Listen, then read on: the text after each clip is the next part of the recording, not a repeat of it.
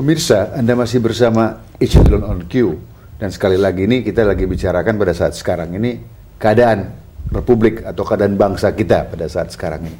Tadi ada hal yang betulnya sangat mengecilkan hati bahwa tidak ada partai pelopor. Ini kita ngeri nih karena ada statement dulu generasi menyusui. Ada pula yang mengatakan, oh ya dinasti sah-sah saja. Jadi kadang waktu dulu kita putuskan bahwa kita tidak mau kerajaan, tapi kita ingin republik. Sekarang nampaknya setback lagi.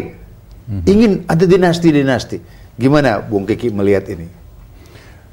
Partai yang ada ini sejumlah berapa sekarang kita nak begitu ikuti? 9 yang di nasional. Ya, nasional ini.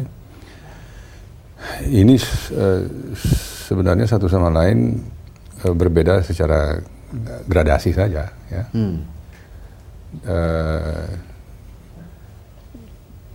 Kita rasakan bahwa pengertian partai pelopor itu bisa membawa bangsanya keluar dari kemelut yang sekarang ini. Nah, tapi itu juga mempersyaratkan bahwa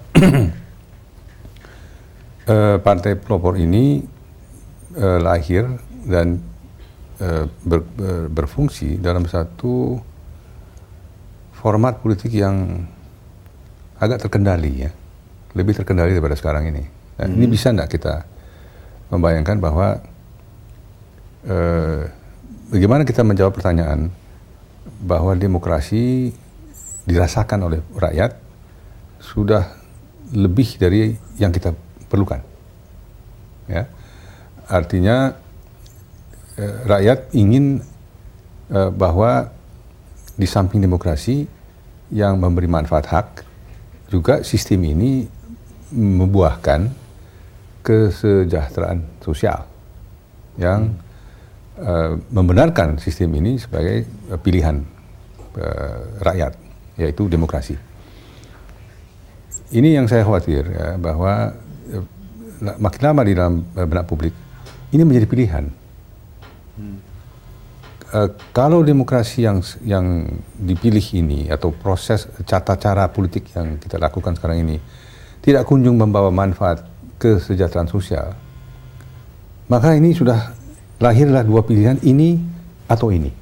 Jadi kembali ke keadaan otoriter. Ya, ya belum tentu segera, tetapi dalam benak rakyat sudah mulai ada pemikiran untuk memisahkan antara demokrasi dengan tujuan sosial politik, yaitu mensejahterakan rakyat. Nah, kalau sudah begini, maka ini menguatkan satu hal, ya, yang sangat menarik kita perhatikan dari hasil pemilu yang lalu, yaitu lahirnya suatu kelompok populis yang tidak terikat pada partai politik. Kalau kita lihat, yang memilih pada waktu pemilihan legislatif dibandingkan dengan waktu memilih presiden, itu ada senjang sampai 40%. Ya. Jadi ada suatu komunitas, ada suatu kelompok rakyat Indonesia ini yang tidak mau merasa terikat dengan partai politik. Itu kan bagus. Nah, bagusnya tentu bahwa dia memberi legitimasi sampai suatu batas tertentu pada siapa yang dipilih sebagai presiden. Tetapi ini adalah suatu golongan yang karena tidak mau terikat dengan partai politik, tidak juga mau berunding di dalam proses tuntutan politiknya ini. Dia ingin segera menuntut dan ingin segera bisa menghasilkan sesuatu dan mendesak pemerintah dan negara ini untuk mewujudkan kesejahteraannya.